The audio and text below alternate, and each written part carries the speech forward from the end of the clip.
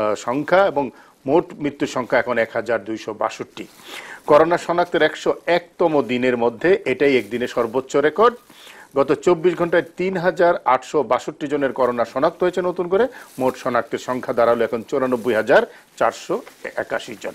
ঠিক এই বাস্তবতায় এসে সরকার পরিকল্পনা করছে সারা দেশে ঢাকা শহর সহ হটস্পটগুলোতে অঞ্চল ভিত্তিক লকডাউন করার জন্য, এবং সেই অঞ্চলটি হচ্ছে যেখানে বেশি পরিমাণে সংক্রমিত সেগুলোকে রেড জোন করা হবে, কম সংক্রমিতগুলোকে ইয়েলো এবং ভাইরাস মুক্ত অঞ্চলগুলোকে গ্রিন জোন করা হবে। এরকম একটা পরিস্থিতিতে ডক্টর পি কে সাহা, এই যে অঞ্চল ভিত্তিক লকডাউনের কথা, সেটা হটস্পট ধরে ধরে কতটা প্রভাব ফেলবে বলে আপনার কাছে মনে হয়? ধন্যবাদ জিটিপিকে এবং যারা প্যানেল অফ এক্সপার্ট আছেন প্রত্যেককে আন্তরিক ধন্যবাদ, এবং যারা দর্শক দেখছেন আমাকে এই সুযোগ করে দেওয়ার জন্য, দুটি কথা বলার জন্য। আমি ডাক্তার, একজন সার্জন, এবং এই বিষয়ে যে এখানে আমি দু একটি কথা একটু টাইম নেব, একটু বেশি নেব। এখানে আমি ইন শর্ট বলি যে ব্যাপার তিনটা: একটা ভাইরাস, আরএনএ ভাইরাস, আর দ্বিতীয় কথা হচ্ছে আমরা হিউম্যান বিং, মানুষ। এই দুইটা গ্রুপের মধ্যে এখন হচ্ছে যুদ্ধ। এই যুদ্ধটা হয়েছে, এবং ভাইরাসটা হয়েছে এমন যে এটা সবাইকে আদর করতে চায়। ধনী গরিব, শিক্ষিত অশিক্ষিত সবার কাছে এসে আসতে চায়, আদর করতে চায়, স্নেহ মায়া মমতা এত বেশি মনে হয় এটা। কিন্তু আমরা চাই যেহেতু এটার থেকে অনেক দূর থাকতে। আমাদেরকে দূর থাকতে হলে আমরা যে আছি, এই পোর্শনটা divided into two groups: administration, government apparatus, আর আমরা যারা আছি কমন পিপল। গভর্নমেন্ট অ্যাপারেটাস যে আন্তরিকভাবে আমাদেরকে চেষ্টা করতেছেন, এবং অনারেবল প্রাইম মিনিস্টার আমাদেরকে আন্তরিকভাবে উইথ হিউম্যানিটি আমাদেরকে যে জিনিসগুলা দিক নির্দেশনা দিচ্ছেন, আমরা কতটুকু পালন করি, দ্যাটস মোর ইম্পর্টেন্ট থিং। এখানে আমরা যদি আমার নিজেদেরকে যদি সাহায্য না করি, আমি একটা বলি, স্টুডেন্টরা বলি যে knowledge is more important, but its application is more important than that of knowledge. Without application of the knowledge, it is no value. যে কথাগুলো বলা হয়েছে, মোবাইলে ধরলো, মোবাইলও আমাকে অ্যাডভাইস দিচ্ছে যে এই জিনিস করেন, এই জিনিস করেন না। আমরা এতটুকু মানুষ, আমরা সবাই এতটুকু জিনিস করতে পারি না কেন? তাহলে আপনি বলছেন যে মানুষের সচেতনতাটা অনেক বেশি? না, মানুষের সচেতনতা এখানে সে বুঝা জিনিসটা আন্তরিকভাবে ওন করে না, জিনিসটাকে ধরে কিছু হবে না, কি হবে, চলো যাই দেখি, যেহেতু ভাইরাসটা দেখা যাচ্ছে না। কিন্তু কথা হয়েছে যে এইটা ডেপ যদি আমরা অনুধাবন না করি, এটাকে যদি যে জিনিসটা সেখানে যদি ভয় না পাই, তাহলে আমাদের কপালে রেড জোন কেন আপনাকে, আপনি রেড অ্যালার্ম কেন আপনাকে, কারফিউ দেন, কিছু দেন, কিচ্ছু হবে না তো। জিনিসটা আস্তে আস্তে বেরিয়ে চলছে মানুষ। আমাদের দেশের অর্থনীতি শেষ হয়ে যাচ্ছে, আমাদের এডুকেশন, ইন্ডাস্ট্রি সবকিছু আস্তে আস্তে কলাপস হয়ে যাচ্ছে। আমরা নিজেরা যদি আমাদের নিজেদেরকে যদি স্টেবল না রাখতে পারি, নিজেদের পরিবারকে, আত্মীয় স্বজনকে, এই দেশকে, এই সমাজকে, তাইলে আমাদের এত নিয়ম দিলেন, আপনি দিলেন রেড জোন দিয়ে, উদ্দেশ্যটা কি? যেন এটা স্প্রেড আউট না হয়, ভাইরাসের সাথে তো আমাদের যেন গ্যাপটা হয়, তাই তো? উদ্দেশ্য তো এটাই। আমরা বলি যেন হাত ধোয়া, ক্যাপ, মাস্ক ইউজ করা, 3 ফিট দূরে থাকা। কে না জানে এই দেশে, বলেন আপনি? সবাই জানে, শিক্ষিত অশিক্ষিত, ধনী গরিব সবাই জানে এই জিনিসটা, কিন্তু পালন করে কয়জন? That is the thing. এই যে পালন করার বিষয়টা নিয়ে এবং মানুষ যে জানে, আপনি বলছেন, এই আলোচনাটা আমি করতে চাই, কিন্তু আমি একটু রাশিক রহমানের কাছে আসি এবং আপনাদের সকলের জ্ঞাতার্থে জানাই যে আমাদের যে 4 জন আছি, রাশিক রহমানের আজকে জন্মদিন এবং তাকে আমরা শুভেচ্ছা জানাই, এবং তাকে দিয়ে এবং সেই আলোচনা শুরু করি। রাশিক রহমান, আপনি এতদিন পরে এসে এই যে সরকারের এই পদক্ষেপকে কিভাবে দেখছেন? আপনাকে ধন্যবাদ। আমি একটু ডক্টর পি কে সাহেবের সূত্র ধরে আগাতে চাই এভাবে, যে আসলে বর্তমানের যে পরিস্থিতি, এটা হচ্ছে আমাদের সিদ্ধান্ত, আমরা সুস্থ থাকতে চাই কি চাই না, আমরা বাঁচতে চাই কি চাই না। এবং এই ক্ষেত্রে আমি জানি অনেকেই সমালোচনার জায়গা থেকে বলবেন যে তাহলে সরকারের কোনো দায়িত্ব নাই। অবশ্যই সরকারের দায়িত্ব আছে। সরকার সমস্ত বিশ্বে করোনা ভাইরাস থেকে মুক্ত থাকার জন্য বা তাকে পরাজিত করার জন্য যতগুলো পন্থা, সবগুলো পন্থাই ট্রায়াল এন্ড এরর বেসিসে কিন্তু প্রয়োগ করার চেষ্টা করেছেন। কোনোটা কোনো দেশে কাজ করেছে, কোনোটা আরেক দেশে হয়তো বা কাজ করে নাই। আমরা একটা ট্রায়াল এন্ড এরর ভিতরে দিয়ে গেছি এবং সেই জায়গা থেকে যে রেড জোন করার যে ব্যাপারটা এসেছে, সবচেয়ে বড় যে ব্যাপারটা দেখুন, ডারউইনের যেই বিবর্তনবাদ ছিল, এখানে কিন্তু মূলত জৈবিক বিবর্তনের কথা বলা হয়েছে এবং এই যে রাইবোনিউক্লিক অ্যাসিডের কথা নির্ভর যে ভাইরাসের কথা বলা হয়েছে, এখানে কিন্তু একটা হাইপোথিসিস আছে যে পৃথিবীর একেবারে সূচনা লগ্নে এই সমস্ত পৃথিবীটাই ছিল আরএনএ বেসড একটা ইকোসিস্টেম, অর্থাৎ এখানে আরএনএ বেসড লিভিং অর্গানিজমের বাইরে আর কিছু কিন্তু ছিল না। সেই জায়গা থেকে আমরা এই জায়গায় আজকে এসেছি। এখন আপনি জৈবিক বিবর্তন আপনার হোক বা না হোক, আপনার সিভিক এভলিউশন বলতে যেটাকে বোঝায় পৌর বিবর্তন, অর্থাৎ আপনি মুখে মাস্ক পরবেন, আপনি হাত পরিষ্কার রাখবেন, আপনি নাকে মুখে হাত দিবেন না, আপনি অকারণে অপ্রয়োজনে একজন মানুষের খুব বেশি কাছাকাছি যাবেন না, আপনি আপনার যে স্বাস্থ্যগত যে ব্যাপারগুলো সেগুলোর ব্যাপারে যে সচেতনতা, আপনি নিজেকে পরিষ্কার পরিচ্ছন্ন রাখবেন, আপনার পরিবেশকে সুন্দর রাখার চেষ্টা করবেন, এটা কিন্তু এক ধরনের বিবর্তন। অর্থাৎ এই যে পৌর বিবর্তনের না থাকলে যেটা হবে যে সার্ভাইভাল অফ দ্য ফিটাস, এটাও ডারউইন বলেছেন, সেই জায়গায় আপনি এখন আর সার্ভাইভ করতে পারবেন না। সুতরাং এটা এককভাবে সরকার কারফিউ দিয়ে বা বন্দুক ধরে বা জেল দিয়ে জরিমানা করে আসলে এই জায়গাটা নিশ্চিত করতে পারবেন না। এটা ব্যক্তি কেন্দ্রিক জায়গা। আরেকটা ব্যাপার হচ্ছে, দেখেন আমরা অনেকে হার্ড ইমিউনিটির কথা চিন্তা করছি। হার্ড ইমিউনিটি যাওয়ার আগে আপনাকে একটা প্রশ্ন করি রাশিক রহমান, যে সরকার একটা কঠোর লকডাউন, একেবারে মানুষকে ঘরে রাখার সর্বোচ্চ প্রচেষ্টা নিতে পারতো কিনা কিছুটা ছাড় না দিয়ে, অন্তত 15 দিন বা 21 দিন এরকম?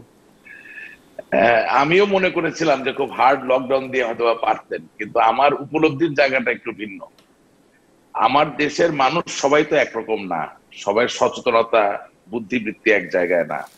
এবং তার থেকেও বড় কথা কি, আপনি নিজেও দেখেছেন এর আগে যে আইন শৃঙ্খলা রক্ষাকারী বাহিনী, আমার দেশপ্রেমিক সেনাবাহিনী যখনই লকডাউনকে সফল করার জন্য খুব দৃঢ় অবস্থানে গেছেন, সামাজিক যোগাযোগের মাধ্যম সহ প্রতিটা জায়গায় দেখা গেল সরকারের একটা অকারণ সমালোচনা শুরু হয়ে গেল। এবং এই যে ধর্তব্যে নেওয়ার প্রয়োজন কি ছিল? না, ছিল না, ধর্তব্যে নেওয়ার প্রয়োজন থাকবে না কেন? আপনি যদি গণতান্ত্রিক হন, আপনি যদি জনগণের হন, আপনাকে তো জনগণের কথা শুনতেই হবে। কিন্তু এই মুহূর্তে তো সারা পৃথিবীতে দেখা যাচ্ছে লকডাউন মানতে বাধ্য করা হচ্ছে, অত গণতন্ত্রের কথা ভাবছে না। আমি সেই জায়গায় যাচ্ছি। এখন সারা পৃথিবীতে সহজে অনেক জায়গায় লকডাউন ইমপ্লিমেন্ট করা গেছে। যেমন ধরেন ভিয়েতনামের যদি উদাহরণ আপনি ধরেন, ভিয়েতনাম রাজনৈতিক ভাবে কিন্তু একটি কমিউনিস্ট দেশ, কিন্তু হ্যাঁ তারা পুঁজিবাদের চর্চা করে, তারা ব্যবসা বাণিজ্য সবকিছুই করে, কিন্তু তাদের শাসনতন্ত্র খুব রেজিমেন্টেড। আপনি জানেন যে লকডাউনকে সফল করার জন্য ভিয়েতনাম রাস্তায় ট্যাঙ্ক নামিয়ে দিয়েছে। যদি বাংলাদেশের জন্য এই প্রশ্ন আসে যে আপনি লকডাউনকে সফল করার জন্য ট্যাঙ্ক নামাতে পারবেন কিনা, এই প্রশ্নের উত্তর হবে না। সুতরাং যেই দেশ, যেই মানুষ, যেই প্রকার, যেই প্রকৃতি, তার সাথে মিলিয়ে আপনার কাজ করতে হবে। তবে এখানে একটা আসার জায়গা আছে। আসার জায়গাটা হচ্ছে কি জানেন, যখন 26শে মার্চ থেকে আমরা দীর্ঘ 66 দিনের লকডাউন করলাম, তখন কিন্তু আমি দেখেছি অনেক মধ্যবিত্ত, উচ্চ মধ্যবিত্ত ঘরের মানুষেরা সচেতন ছিলেন না, তারা লুকিয়ে লুকিয়ে বের হতেন। যখন এই ছুটিটাকে শিথিল করে দেওয়া হলো, এখন আপনি বেরোলে দেখবেন তাদের ভিতরে কিন্তু সচেতনতা হয়েছে, তারা এখন ঘর থেকে বের হয় না।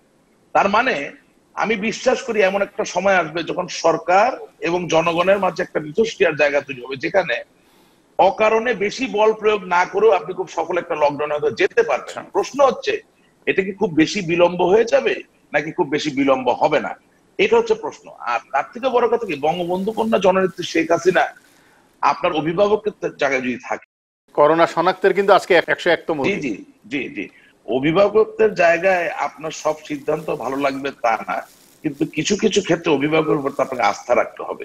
এবং এই আস্থার জায়গাটা কিন্তু ট্র্যাক রেকর্ড থেকে হয়। অর্থাৎ পূর্ববর্তী দিনগুলোতে বঙ্গবন্ধু কন্যা জননেত্রী শেখ হাসিনার মতো ব্যবস্থাপনায় পটু অন্য কোনো নেতাকে যদি আপনি চিনেন বা নেত্রীকে আপনি চিনেন, তাহলে আপনি প্রশ্ন করতে পারেন। কিন্তু আমাদের 49 বছরের যে ইতিহাস, সেই ইতিহাসে কিন্তু বঙ্গবন্ধু কন্যা জননেত্রী শেখ হাসিনার সংকটে এবং সুসময়ে প্রতিবারই প্রমাণ করেছেন যে এই ধরনের ব্যাপারগুলোর ব্যবস্থাপনায় তিনি সত্যিকার অর্থে সক্ষম এবং পারঙ্গম। এই জায়গায় কাজ করার সুযোগটা তাকে আমাদের দিতে হবে। এবং এক লাইনে শুধু একটা কথা বলে দিতে চাই, জি, সেটা হচ্ছে যে দিনের শেষে বাস্তবতা হচ্ছে যে every war has casualty, collateral damage. এই এক যুদ্ধ, অদৃশ্য শত্রু আমাদের করোনা ভাইরাস, তার সাথে হচ্ছে, ওষুধ নাই, টিকা নাই। সেখানে আপনি ভালো লাগুক বা না লাগুক, কিছু মানুষ মৃত্যুবরণ করেছেন, তার জন্য দুঃখ আমাদের ভিতরে বেদনা কাজ করে, আমরা শোক প্রকাশ করি। আমরা সহানুভূতি প্রকাশ করি, কিন্তু বাস্তবতা হলো এই যুদ্ধের কথা আমরা কেউই আসলে ওইভাবে দেখতে পারিনি, বুঝতে পারিনি। এটা না মানার কোনো কারণ নেই, এখানে যুক্তি তর্কের আসলে কোনো বিষয় নাই। সুতরাং আই গেস আমরা এটাকে মোকাবেলা করে সামনে এগোতে পারবো, একটু আমাদেরকে ধৈর্যের সাথে এটা মোকাবেলা করতে। জাহিরুল আলম, আপনিও এখন এই যে পর্যায়ে এসে আমরা উপনীত হয়েছি, 101তম দিন, ভাইরাসের সংক্রমণ আমরা দেখছি বাড়ছে, এবং সরকারও বুঝতে পারা যাচ্ছে সরকার একটু নতুন চিন্তা ভাবনা করছে, সচেতনতার মাত্রা অন্যরকম ভাবে এবং অনেক বেশি সমন্বয়ের কথা ভাবছে। আপনি কিভাবে দেখছেন?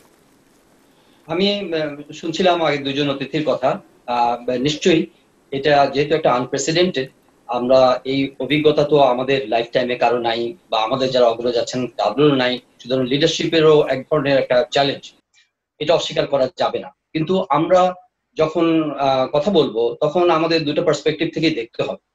একটা হচ্ছে যে the one side of the coin, যেটা ডক্টর পি কে শাহ বললেন কিংবা রাশিদ ভাই যেটা বললেন, I completely agree with that. কিন্তু অন্যভাবে যদি একটু বলতে চাই, বিকজ ওটা আমি সাবস্ক্রাইব করছি, যে আমাদের জনগণের সচেতনতার level, degree of our responsibility, সেটা নিয়ে প্রশ্ন আছে, সমালোচনাও আছে। কিন্তু the other side of the coin যেটা আমি বলবো, যে আজকে 101তম দিন, 180টি দিন আমরা কিন্তু পেরিয়ে এসেছি। প্রথম 80 দিন কিন্তু আমাদের কিন্তু একেবারেই সচেতনতা ছিল না বলে আমি মনে করি, এবং তখন আমরা কিন্তু এই বিষয়টাকে এক ধরনের ডিনায়াল অ্যাপ্রোচ নিয়ে দেখেছি। কিন্তু সেটা বাদ দিলাম, প্রথম 80 দিনের কথা বা 79 দিনের কথা। কিন্তু গত 100 দিন আমরা যা করেছি সেটার মধ্যে কিছু কিছু জায়গার মধ্যে, আমি বলবো না যে সব পদক্ষেপ ভুল বা সব পদক্ষেপের মধ্যে সমালোচনা আছে, নিশ্চয়ই এই অভিজ্ঞতা আমাদের স্বাস্থ্য দপ্তরের যারা আছেন তাদের যেমন নাই প্যান্ডেমিক মোকাবেলা করার, আমাদের যাদের পলিটিক্যাল লিডারশিপ আছেন তাদেরও তেমন নাই, আমাদের ব্যুরোক্রেসি যারা আছেন তাদেরও সামনে কিন্তু এটা একটা নতুন অভিজ্ঞতা এবং নতুন চ্যালেঞ্জ। সুতরাং মানুষকে রক্ষা করার এই চ্যালেঞ্জে তাদের সিদ্ধান্ত নেওয়ার ক্ষেত্রে অনেক সময় ভুল বা প্রশ্নবোধক হতে পারে, বা সবার মনোপুত নাও হতে পারে। কিন্তু যেটা আমি প্রশ্ন করতে চাই সেটি হচ্ছে যে যেই সিদ্ধান্তটি নেওয়া হোক না কেন, সেটা ভুল হোক বা শুদ্ধ হোক, সেটা আমাদের মনোপুত হোক বা না হোক, সেই জায়গার মধ্যে কার্যকরের ক্ষেত্রে আমি কিন্তু যথেষ্ট দুর্বলতা দেখেছি, বা সিনসিয়ারিটি অথবা অ্যাপ্রোচের ক্ষেত্রে আমি ঘাটতি দেখেছি। আমি যে সিদ্ধান্তটি নিই না কেন সেখানে আমি পার্শিয়ালি রেসপন্সিবল করতে পারি স্টেক হোল্ডার হিসেবে জনগণকে কিংবা আদার যারা আছেন তাদেরকে, কিন্তু যখন সিদ্ধান্তটি আমি নেব তখন এটা এনফোর্সমেন্টের ক্ষেত্রে আমার যে সিনসিয়ারিটি দরকার ছিল সেটার ক্ষেত্রে আমি ঘাটতি দেখেছি। আমি এখানে একমত সম্পূর্ণভাবে রাশেক ভাইয়ের সঙ্গে, যে একমাত্র অনারেবল প্রাইম মিনিস্টার যখনই হাজির হয়েছেন, যখনই মানুষের সঙ্গে কথা বলেছেন এবং যে বক্তব্য দিয়েছেন, তিনি একটা অভয় দিয়েছেন, তিনি মানুষকে একটা সাহস দিয়েছেন এবং প্যান্ডেমিক মোকাবেলার একটা শক্তি জুগিয়েছেন। কিন্তু এই রিসেন্ট ডেইজে আমরা 100 ডেইজে আমরা আমাদের হেলথ বিউরোক্রেসিতে যে ধরনের সমন্বয়হীনতা আমরা দেখেছি এবং অ্যাকাউন্টেবিলিটি যে ঘাটতি আমরা দেখেছি বা দেখছি, এটা আমাদেরকে খুব একটা আশা জাগাচ্ছে না। এখন আপনি দেখেন যে এটা, হ্যাঁ, তাদেরকে হেলথ ডিপার্টমেন্ট কিন্তু সবসময় একটা প্যান্ডেমিক সিচুয়েশনে স্টিয়ারিং এ থাকে, তাদের কাছে কিন্তু হুইল, কিন্তু বর্তমান বাস্তবতায় আমাদের দেশে স্বাস্থ্য অধিদপ্তর বা ডিজিএইচএস যে রেসপন্সিবিলিটি নেওয়ার কথা ছিল, এটা কিন্তু ভাগ হয়ে গেছে। এখন আমি দেখছি যে হেলথ ডিপার্টমেন্টের বিউরোক্রেসি এখানে ইনভলভ হয়ে আছে, এখানে পলিটিক্যাল লিডারশিপ ইনভলভ হয়ে আছে, এখানে একটা টেকনিক্যাল কমিটি আছে, কিন্তু এটার একটা কালেকটিভ রিফ্লেকশন আমি কিন্তু কোনো সময় দেখি নাই। এবং এটার জন্য যে একটা অ্যাকাউন্টেবিলিটি, কারা সিদ্ধান্ত নেয়, কিভাবে সিদ্ধান্ত নেয়, সিদ্ধান্ত বাস্তবায়ন হলে কিভাবে হচ্ছে, না হলে কেন হচ্ছে না, এই ব্যাপারে কোনো জবাব আমি কিন্তু পাই না। এবং সেজন্যই আমার মনে অনেক প্রশ্ন জাগে, যে যেদিন থেকে আমরা ছুটি ঘোষণা করলাম সেদিন থেকে অনেকগুলো প্রশ্ন আমাদের মনে জন্ম হয়েছে। ঠিক আছে, সেটা পার হয়ে গেছে। এখন যে সিদ্ধান্তটি হয়েছে, ধরেন আপনি একটা উদাহরণ দিয়ে বলি, এখন রেড জোন হয়েছে, ইয়েলো জোন হয়েছে, গ্রিন জোন হয়েছে, মানে হবে বলা হচ্ছে, কিন্তু এই অভিজ্ঞতা কিন্তু আমাদের প্রতিবেশী দেশ কিন্তু 1 মাস আগে কিন্তু তারা এটা কিন্তু করেছে। সুতরাং আমরা গ্লোবাল এক্সপিরিয়েন্স থেকে রেপ্লিকেট করব। কিন্তু আজকে পর্যন্ত রেজা ভাই আপনি কি বলতে পারেন যে yellow zone, red zone, green zone কিভাবে বাস্তবায়িত হবে, তার কোনো রোড ম্যাপ আমাদের আছে? আমাদের নাই। আমরা এখন প্রজ্ঞাপন দিচ্ছি, তখন কারেকশন করছি, এখন এই কথা বলছি, তখন এটা চেঞ্জ করছি। সুতরাং এক ধরনের কনসিস্টেন্সির অভাব কিন্তু আমি প্রতিনিয়ত দেখছি। আমি চাই না যে তারা তারা ইনকনসিস্টেন্ট হোক এবং আমাদেরকে এক ধরনের কনফিউশনের মধ্যে ফেলে। আমি চাই গতকাল জনপ্রশাসন তারা মন্ত্রী ভালোভাবে কাজ করুক, তারা আমাদেরকে প্রপার দিক নির্দেশনা দেয়, কিন্তু কনসিস্টেন্সি যদি না থাকে, জনপ্রশাসন একভাবে গাইড করবে, ডিজিএইচএস একভাবে গাইড করবে, তারপর আপনার হেলথ বিউরোক্রেসি একভাবে গাইড করবে, বিজনেস লিডার্স একভাবে গাইড করবে, এই ধরনের আমরা কিন্তু এরকম multi dimensional multi prong guidance কিন্তু আমরা চাই না। এই কথাগুলো নিয়ে আলোচনা করতে চাই জহির। আপনি ঠিকই বলেছেন, গতকাল জনপ্রশাসন প্রতিমন্ত্রী বলেছেন যে পত্রপত্রিকায় গণমাধ্যমে যে খবরগুলো এসছে যে লকডাউন করা, রেড জোন চিহ্নিত করা, ইয়েলো জোন চিহ্নিত, এইটা এখনো সিদ্ধান্ত নিয়ে জনস্বাস্থ্য বিশেষজ্ঞদের সাথে পরামর্শ করে আরো সময় নিয়ে স্থানীয় সরকার প্রতিনিধিদের সাথে নিয়ে করা হবে। সুতরাং এটা উনি বলেছেন। এই এলাকায় আপনি যেটা বলেছেন যে কনসিস্টেন্সি বা সমন্বয়ের কথা, এই আলোচনাটা করতে চাই, কিন্তু আমি একটু স্থপতি মেহরুজাল হাসান আপনার কাছে আসছি। ঢাকা, চট্টগ্রাম, গাজীপুর, তারপর আমরা দেখতে পাচ্ছি নারায়ণগঞ্জ, যেগুলি প্রধান হটস্পট, খুবই কনজেস্টেড, মানুষ বেশি, এলাকা ছোট, এরকম জায়গাগুলোতে এরকম প্যান্ডেমিক ম্যানেজমেন্টের ক্ষেত্রে একজন নগর পরিকল্পনাবিদ হিসেবে আপনার সাজেশন কি? ধন্যবাদ। আমি সবাইকে সালাম দিয়ে শুরু করছি এরকম একটা পাবলিক ফোরামে, প্ল্যাটফর্মে আমাকে স্বাগত জানার জন্য। আর রাশিদ ভাইকে আমি শুভেচ্ছা জানাচ্ছি জন্মদিনের। তো আমি মূল আলোচনায় চলে আসছি, আমি শুনছিলাম আর কি। তো বিষয়টা হচ্ছে যে আসলে সবকিছুরই পরিকল্পনাটা যদি সঠিক থাকে, সেটা আপনার সিটি প্ল্যানিং হোক আর বিল্ডিং প্ল্যানিং হোক বা যে কোনো আপনার টেকনিক্যাল বিষয় হোক, তাহলে হয় কি যে এটা আপনার কস্ট, লাইফ, টাইম, মানি, এনার্জি সবই সেভ করে, ঠিক আছে? তো এই বিষয়ে আমরা যেটা আগের ধারাবাহিকতা দেখেছি, বা হয়তো আমরা 50 years ব্যাক বা তার আগে ওরকম খুব শক্ত পরিকল্পনা বা সেগুলোর অভাব ছিল। বাট ডে টু ডে আমরা তো অ্যাডভান্স করেছি, অনেক ভালো জায়গায় এসেছি। তো আমি এই বিষয়টা যাওয়ার আগে একটু বলবো যে একটা সিটি প্ল্যানিং এ, ক্যাপিটাল প্ল্যানিং এ এই প্যান্ডেমিক এই সিচুয়েশনে এবং আপনার কথার জবাব দিব। সেটা হচ্ছে যেমন অ্যারিস্টটল, বিশ্ববিখ্যাত দার্শনিক অ্যারিস্টটল বলতেন যে একটা সিটি আসলে কি দিবে, তার ইনহেবিটেন্টসকে কি দিবে, তার সিটিজেনদের কি দিবে। অবশ্যই সিকিউরিটি ফার্স্ট, তারপর হচ্ছে হ্যাপিনেস। তার মানে একটা সিটিতে থাকলে আমি সিকিউর ফিল করব এবং আমি খুশি থাকবো। এটা বেসিক হচ্ছে দুটো জিনিস। আবার আমরা যদি চিন্তা করি যে যেটা আপনার জাতিসংঘ বা বিশ্ব মানবতার যে চার্টার আছে তাতে স্বীকৃত যে 5টা ফান্ডামেন্টাল রাইটস মানুষের বা নিড, সেগুলো ফুলফিল হলে কিন্তু এটা সামগ্রিকভাবে একটা দেশে বলেন বা একটা সিটিতে বলেন, তাহলে কিন্তু সবসময় জনগণ ভালো থাকে, সুখে থাকে এবং তাদের মধ্যে কোনো এজিটেশন বা বিক্ষোভ বা কোনো কিছুই থাকে না, ঠিক আছে? প্রথমটা যেটা আমরা জানি, অন্ন, তারপর বস্ত্র, বাসস্থান, হ্যাঁ, চিকিৎসা, শিক্ষা।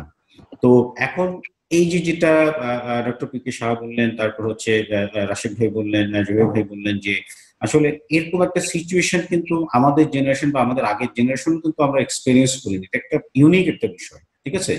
তবে হ্যাঁ, 100 বছর আগে গেলে বা 200 বছর আগে গেলে আমরা দেখেছি যে এরকম বিষয়টা হয়েছে। তো আমি একটু আশার কথা দিয়ে বলবো, আমি ডিটেলে পরে যাচ্ছি যে না, আমি আশাবাদী, আমি স্টিল আশাবাদী। কোন বিষয়ে? যে মানুষ কিন্তু যখন আপনার স্প্যানিশ ফ্লু হলো রাইট আফটার আপনার ফার্স্ট ওয়ার্ল্ড ওয়ার, তখন কিন্তু সবাই মনে করেছিল পৃথিবী বোধহয় শেষ, 5 কোটি মানে 50 মিলিয়নের উপর মানুষ মারা গিয়েছিল। কিন্তু সেটা অনেকটা ইউরোপে লোকালাইজ ছিল, ওটা ওর মধ্যেই আপনার হচ্ছে কনফাইন করেছিল, যার ফলে এটা খুব বেশি স্প্রেড আউট করতে পারে। কিন্তু আমাদের যে জনঘোষ মানে একদম জনবহুল এক একটা জনপদ, এখানে এরকম সোশ্যাল ডিস্টেন্সিং, এখানে যে ফিজিক্যাল ডিস্টেন্স, এখানে যেই লকডাউন যে প্রিন্সিপালস গুলো আছে, ডিসিপ্লিন, এটা কতটা মানা সম্ভব? এটা মানা সম্ভব হচ্ছে যে এটা আমি 3 ভাবে দেখি জিনিসটাকে, আমি আমার মতো করে বুঝি। সেটা হচ্ছে যে একটা ব্যক্তি পর্যায়ে, একটা সামাজিক পর্যায়ে, একটা প্রশাসন বা রাষ্ট্রীয় পর্যায়ে। ব্যক্তি পর্যায়ে যদি ধরেন প্রশাসন, রাষ্ট্র অনেকগুলো পদক্ষেপ নিল, সেগুলো তারা বাস্তবায়ন করতে পারে, তাদের হাতে অনেকগুলো টুল আছে, প্রশাসন আছে, তাদের ল এনফোর্সিং এজেন্সি গুলো আছে, সেগুলো দিয়ে। কিন্তু আসলে প্রতিটা মানুষের ঘাড়ে তো বন্দুক দেখে ইয়ে করা যাবে না। এখানে সামাজিক ভাবে আমাদের কিছু দায়িত্ব চলে আসে। আর প্রথম যেটা আসবে সেটা ব্যক্তিগত, যেটা রাশিদ ভাই, সেটা আমি, অর্থাৎ আপনি বলছেন ব্যক্তি সচেতনতাটা অনেক বেশি বড় ভূমিকা রাখবে এবং সামাজিক উদ্যোগ প্রয়োজন। আমি একটু রাশেক রহমান আপনার কাছে আসছি। দরকার এটা জি, আমি আপনার কাছে আবার ফিরবো। রাশিদ রহমানের কাছে ছোট্ট করে, আমি বিরতিতে যাওয়ার আগে ছোট্ট করে জহিরুল আলম কিছু কথা বলছিলেন। একটা হলো যে আমাদের এখানে একটা কনসিস্টেন্সির অভাব আমরা দেখতে পাচ্ছি। একটা হলো কালেকটিভ ডিসিশনের ক্ষেত্রে যতটা যেভাবে হওয়া উচিত সেরকম মনে হচ্ছে না, অনেক বেশি ফ্র্যাগমেন্টেড ডিসিশনগুলো।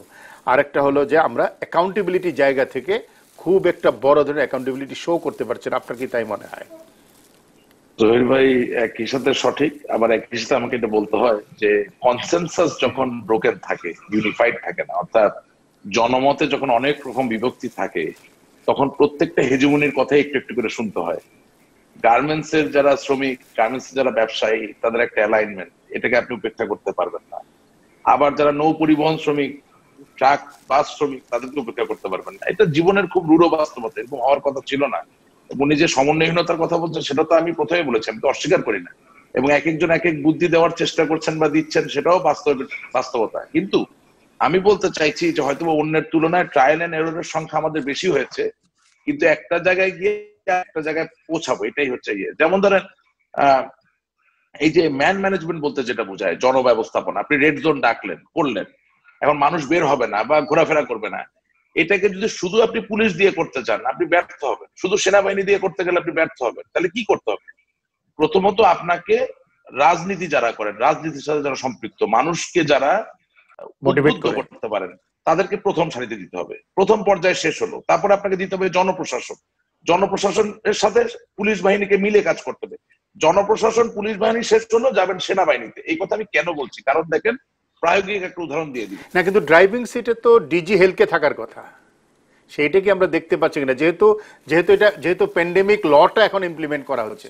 ডিজি হেলথ উপরে থাকবেন, তিনি ডাক্তার পি কে রয়ের মতো মানুষ, জহির ভাইয়ের মতো মানুষ, আমাদের নগর যিনি বিদ আছেন ওনার মতো মানুষ, আমরা যারা ক্ষুদ্র রাজনৈতিক কর্মী, আমাদেরকে নিয়ে তিনি বিভিন্ন প্রোটোকল তৈরি করবেন।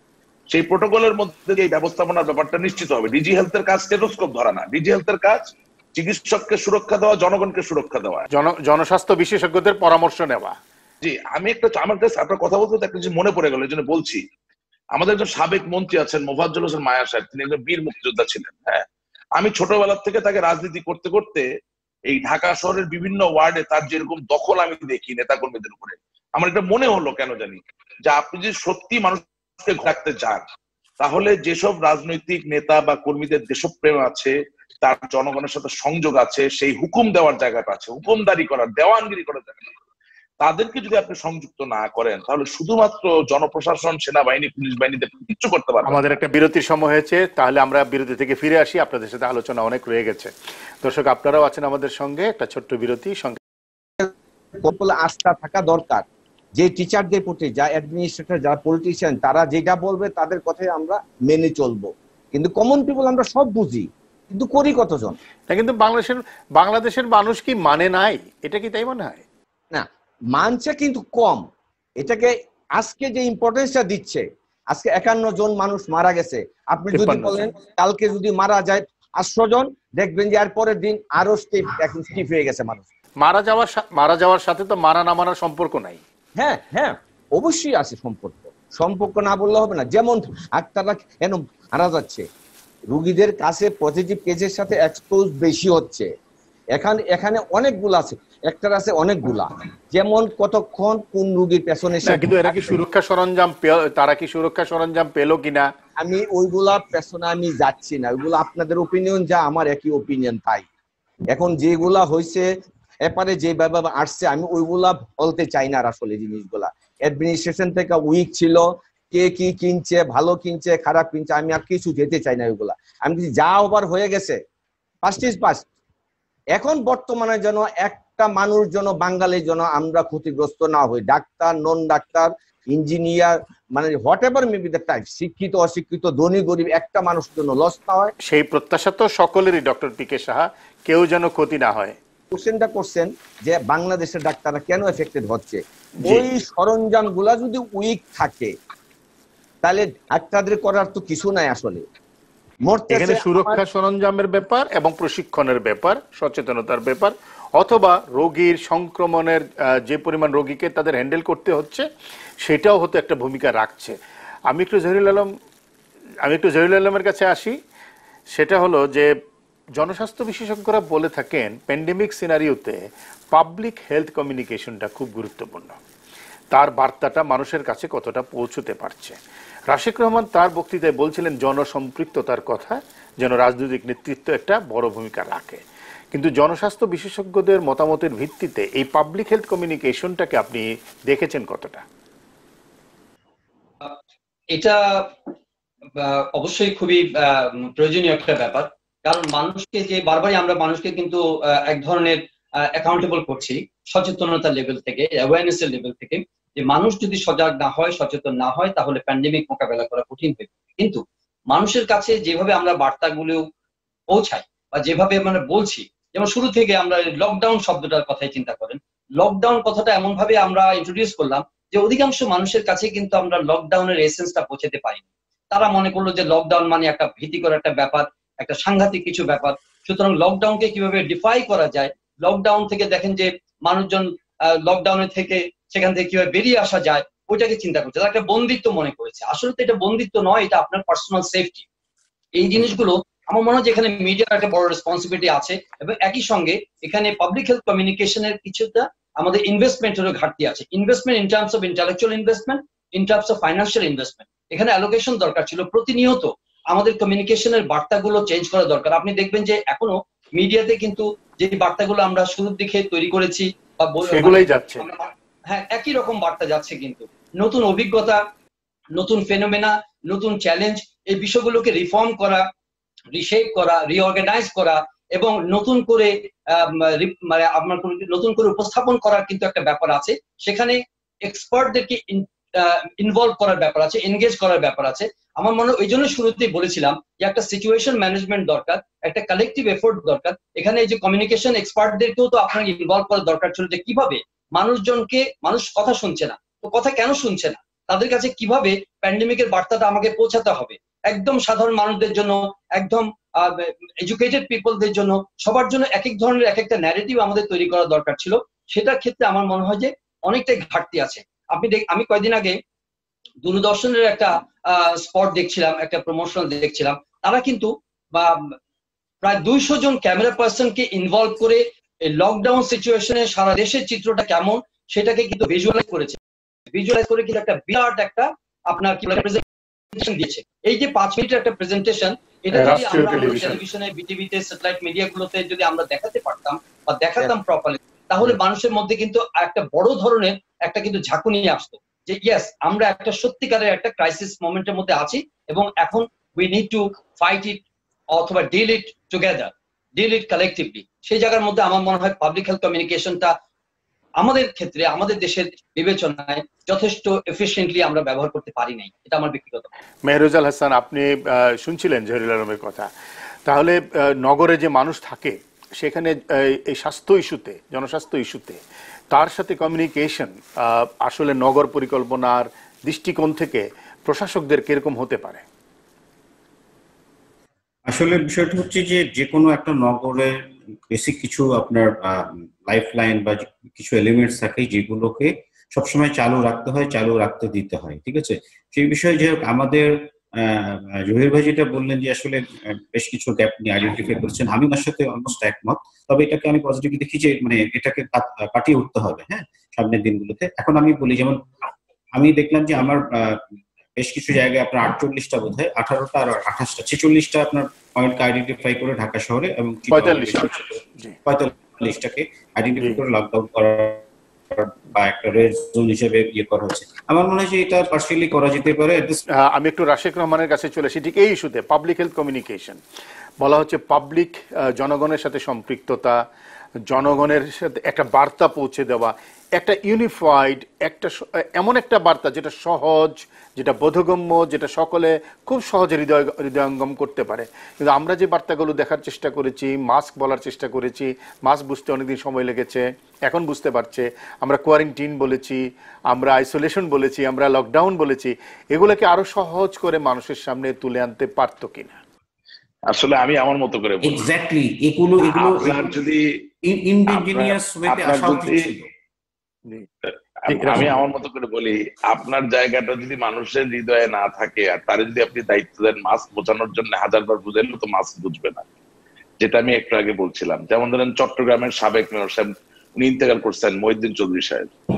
উনি যদি মাস্ক বুঝাইতে চাইতেন, উনি যদি সামাজিক দূরত্ব বুঝাইতে চাইতেন, অনেকটা সক্ষমতার জায়গা ছিল, অনেকটা অধিকারের জায়গা ছিল। আমরা ওইটা নিয়ে কথা বলছি যে আনফরচুনেটলি, দুর্ভাগ্যজনক হলেও সত্য, যে ওই আবেদনের মেঠো রাজনীতিবিদের সংখ্যা বড্ড কমে গেছে, এর অভাব।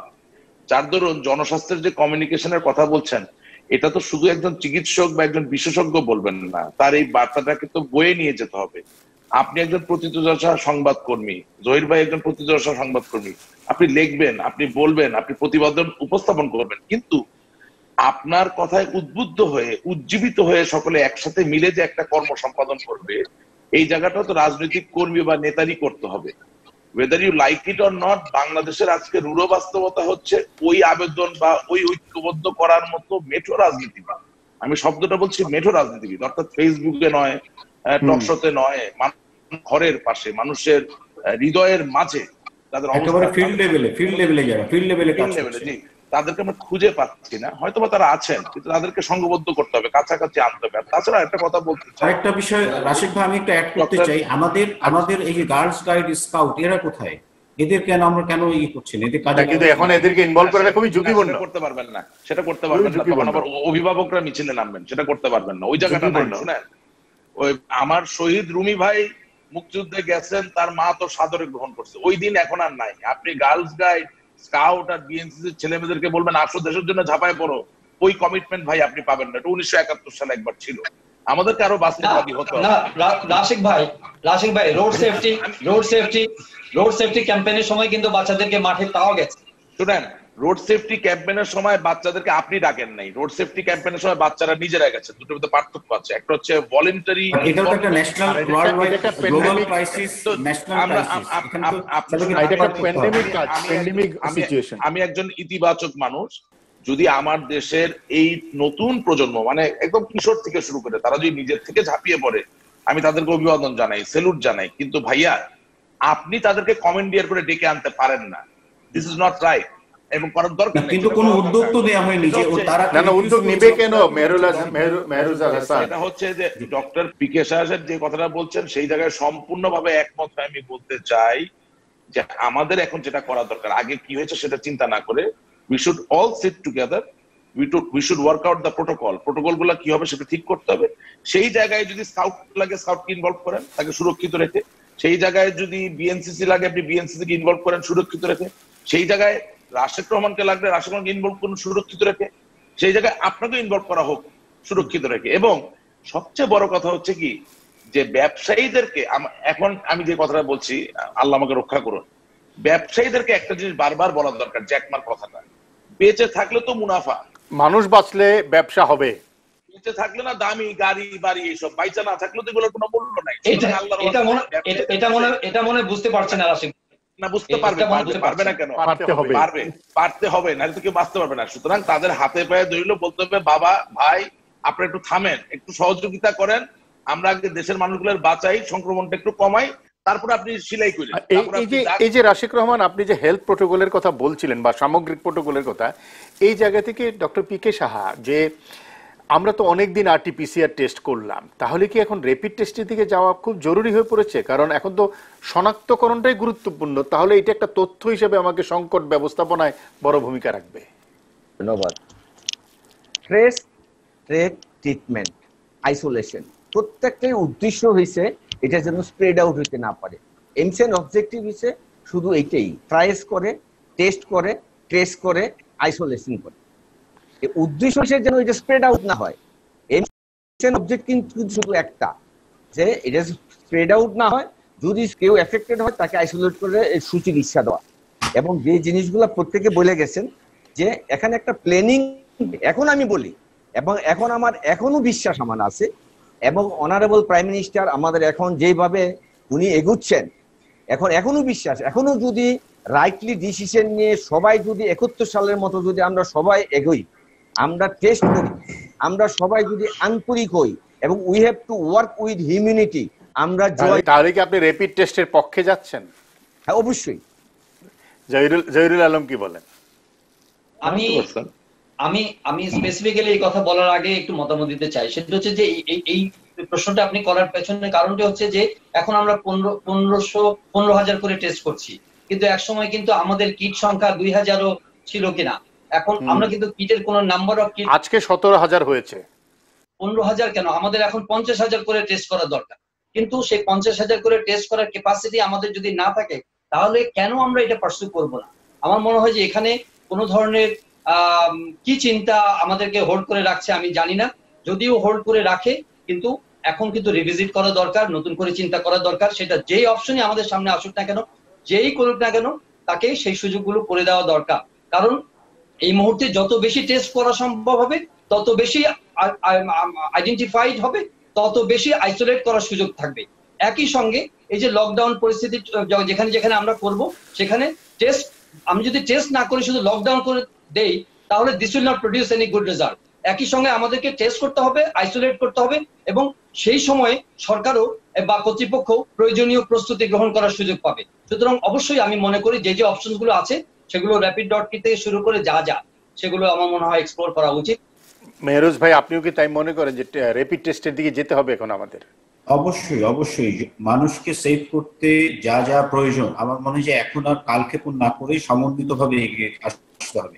যেটা এই প্রসঙ্গে আমি একটু পুরনো আলাপ করতে চাই, সেটা হচ্ছে যে সিটি কর্পোরেশন গুলো আমার কাছে মনে হচ্ছে যে তাদেরও বড় একটা ভূমিকা আছে। তারা কিন্তু নগরপিতা হয়ে বসে থাকলে হবে না, তারা কাজ করছেন, কিন্তু তাদের কর্মীরা কাজ করছেন। আমি যেটা বললাম, যেমন ডিসইনফেকশন, আপনার অনেকগুলো টানেল বানাতে হবে, আপনার মেকশিফট চেম্বার, কিন্তু এগুলোর ব্যাপারে দ্বিমত আছে। বিশ্ব স্বাস্থ্য সংস্থায় বলছে এই সমস্ত টানেলে কোনো কাজ হয় না। টানেল না হলেও না, অ্যাটলিস্ট দেখেন আমরা যারা আমরা তো পরিষ্কার হতে পারছি, কিন্তু আপনি ইসলামের কথা চিন্তা করেন, তাদের কিন্তু খুবই খারাপ অবস্থা, তারা প্রচন্ড ঝুঁকির মধ্যে আছে। আমি মনে করি শ্রমিক বা এরকম যারা আন্ডার প্রিভিলেজ, আনপ্রিভিলেজ বা লেস প্রিভিলেজ, এরা কিন্তু সবচেয়ে ঝুঁকির মধ্যে আছে। এদের দিকে কিন্তু অ্যাটেনশন দিতে হবে। এবং মূল দেশের জনগোষ্ঠী কিন্তু এরাই ওয়ার্ক ফোর্স। এদেরকে যদি আমরা সেভ না করতে পারি, আপনি অবশ্যই থাকবো, কিন্তু বলছি যে আপনার আমার থাকাটাও কিন্তু ইফেক্টিভ হবে না যদি ওরা না থাকে। ঠিক আছে, ওরাই কিন্তু সংক্রমণ যাদের মধ্যে ঝুঁকি বেশি, তাদের ব্যাপারে সচেতনতা বেশি। আমি রহমান, আমাদের সংক্রমণ বাড়ছে, টেস্টে পিছিয়ে, এই সমন্বয়টা তাহলে করতে গেলে আপনিও কি মনে করছেন যে এখন আমাদের সেই আরটিপিসিআর বেস 53টি বা 50টি বা 60টি, পিসিআর 55টি, এই জায়গা থেকে বেরিয়ে এসে রোবাস্ট ওয়েতে যাবো কিনা? র্যাপিড টেস্টিং কিট নিয়ে বিতর্ক আছে, কিন্তু তার থেকেও বড় কথা হচ্ছে পিসিআর মেশিন যতগুলো আপনার প্রয়োজন, প্রতিদিন 50,000 বা 1 লাখ টেস্ট করার জন্য এতগুলো পিসিআর মেশিন সংগ্রহ করা সম্ভব নয়। সুতরাং যেটাকে বলে মন্দের ভালো, সেই মন্দের ভালোটাকে যতটা ভালো করা যায় এই চিন্তা করে আপনাকে র্যাপিড টেস্টিং এ যেতেই হবে। আপনি র্যাপিড টেস্টিং এ গেলে যেটা হবে, ওই যেটা বলা হয়েছে টেস্ট, ট্রেস এন্ড ট্রিট, তিনটা জিনিস আপনার নিশ্চিত করা হচ্ছে। হ্যাঁ, সেখানে কিছু ভুল ত্রুটি থাকতে পারে, কিন্তু এই র্যাপিড টেস্ট যখন আপনি অ্যালাউ করবেন, তখন এই পরিস্থিতির যে গুরু গম্ভীর যে জায়গাটা, সেটাও কিন্তু কিছুটা প্রতিষ্ঠিত হবে। আমরা কিন্তু ওই জায়গায় এখনো খুব একটা বেশি এগোতে পারিনি, কারণ বাস্তবতা হচ্ছে কি, আমার দেশের যতগুলো হাসপাতালের বেড, এটা কিন্তু অপ্রতুল বর্তমান পরিস্থিতি। অর্থাৎ কোভিড পেশেন্ট এবং নন কোভিড পেশেন্ট দুটোকে যদি আপনি যোগ করেন, তাহলে আপনি মানুষকে জায়গা দিতে পারার কথা না। সুতরাং মানুষকে ঘরে রেখেও যদি আপনাকে চিকিৎসা করতে হয়, তাহলে তো একটা র্যাপিড টেস্টের ব্যবস্থা করতে হবে। সে যাবে। আর র্যাপিড টেস্টের একটা ঝামেলার কথা বলা হয় যে অনেক বেশি ফলস নেগেটিভ, অনেক বেশি ফলস পজিটিভ। সেটা আপনাকে আমি আগেই বলেছি যে এমন র্যাপিড টেস্ট কিট আপনি পাবেন যেগুলোর মোটামুটি এরর মার্জিন কম। একটা সাজেশন জনস্বাস্থ্য বিশেষজ্ঞরা বলেন, যেগুলো ফলস নেগেটিভ আসছে সেটাকে পিসিআর টেস্টে নিয়ে গিয়ে আবার পরীক্ষা করা, সেটা একটা প্রসেস হতে পারে। এটা বললাম যে আপনার পপুলেশন কন্ট্রোলের যেরকম 4টি স্তরের কথা বললাম, ঠিক একই ভাবে এখানে করোনাকে মোকাবেলা করতে গিয়ে টেস্টিং এর ব্যাপারটা 2টি লেয়ারে করবেন। অর্থাৎ আপনার র্যাপিড টেস্ট কিট যেটা ফলস দিচ্ছে, সেটাকে রিএশিওর করার জন্য আমি পিসিআর এ দিতে পারি, সেটা আরেক ব্যাপার। এবং এটা করলে দেখবেন যে অনেকটাই নিয়ন্ত্রণে চলে আসছে। আমরা প্রায় শেষ পর্যায়ে এসেছি। 4 জনের কাছে আমার একটা কমন প্রশ্ন আছে, আপনার কাছে আসবো আবার রাশিক রহমান। জি, আপনার কাছে আসবো। পিকাশা কি বলছিলেন, কিন্তু আমাদের 4 জনের কাছে একটা কমন প্রশ্ন আছে, সেটা আপনি আপনার বলার পরে বলছি, আপনি বলে নিন। আমি একটু বলি, আমরা যাই আলোচনা করলাম, এই আলোচনাগুলো, মেসেজগুলা আমার মনে হয় আমাদের দেশের প্রত্যেকেই মোটামুটি ওরিয়েন্টেড, গ্রামে গঞ্জের থেকে আরম্ভ করে একদম উপর লেভেলে।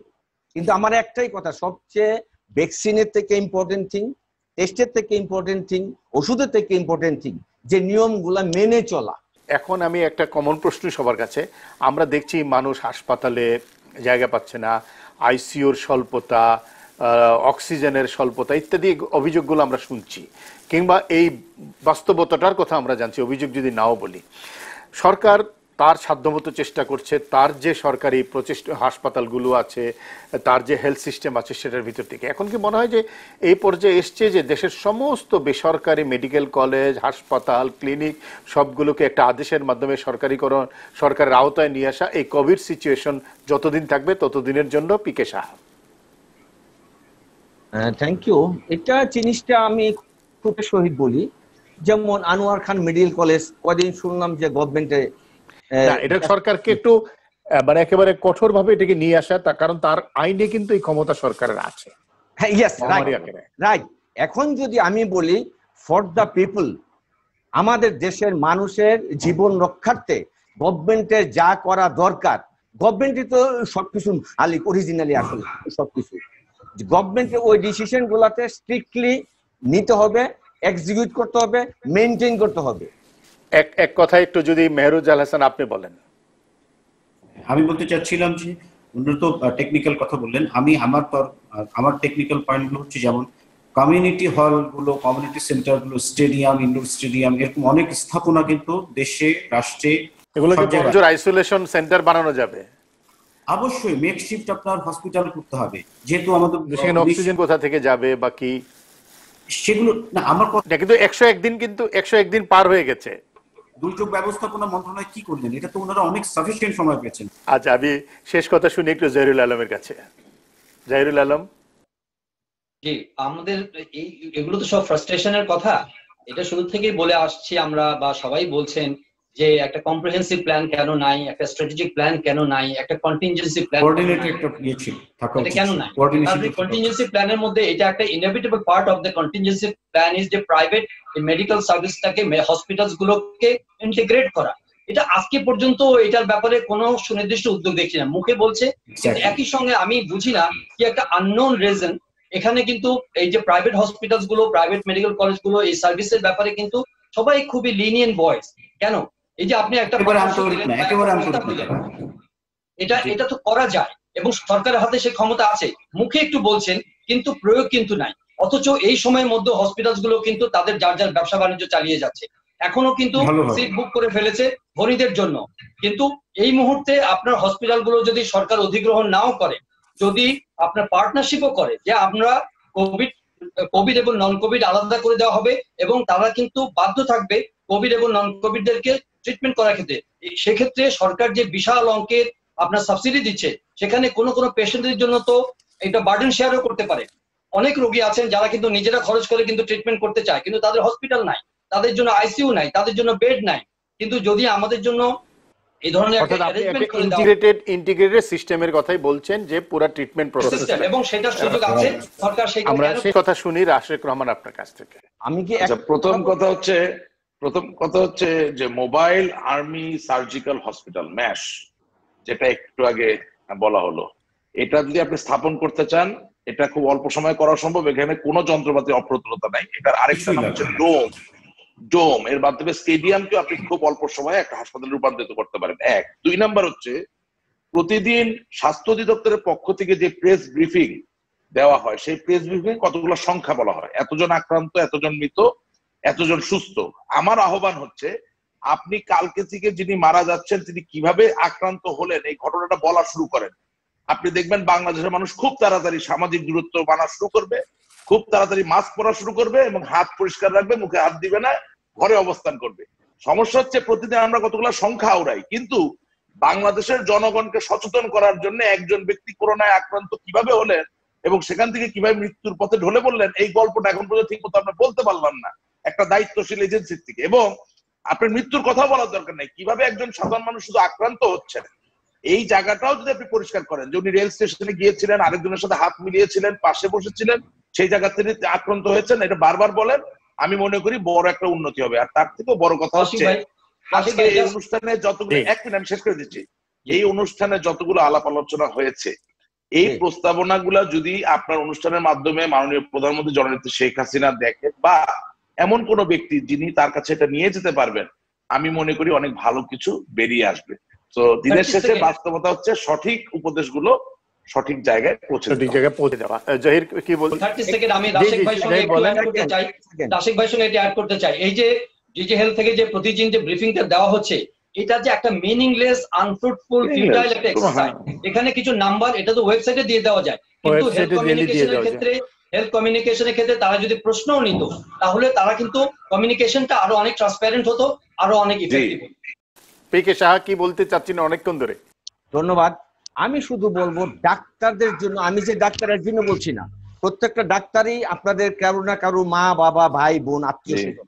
ডাক্তারদের যদি যারা ফ্রন্ট লাইনার, তাদের যদি স্পেসিফিক্যালি যে জিনিসগুলো আছে কেয়ার নেওয়া, তাদেরকে যদি এডুকেট উৎসাহ দেওয়া, তাদেরকে পজিটিভ অ্যাটিটিউড নিয়ে তাদেরকে আগায় দেওয়া, এই জিনিসটা যদি উইক থাকে, আপনি যতই হসপিটাল বানান, যত যাই কিছু করেন, কিন্তু আলটিমেটলি কিন্তু কোনো কিছু আমরা ডাক্তারদের সুরক্ষা চাই, আমরা অর্জন করতে পারি, তাহলে আমরা।